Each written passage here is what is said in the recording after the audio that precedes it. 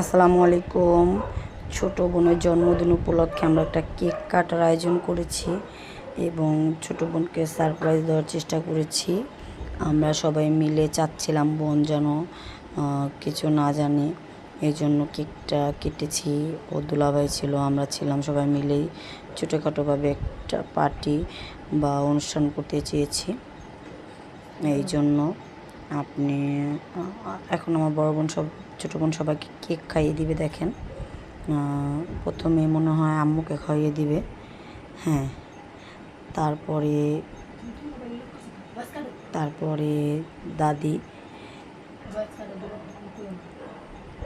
তারপরে এটা ইউটিউবে ছাড়তেছে, সমস্যা না। তারপর আমার বাবাকে খাইয়ে দিতেছে। বাবা শুয়ে শুয়ে খাইতেছে, দেখেন, উঠেও না একটু।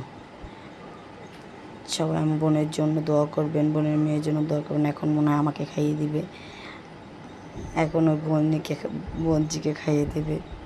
সবাই দোয়া করবেন আমাদের জন্য, আমরা যেন সবসময় এরকম হাসি খুশি থাকতে পারি। Bye bye.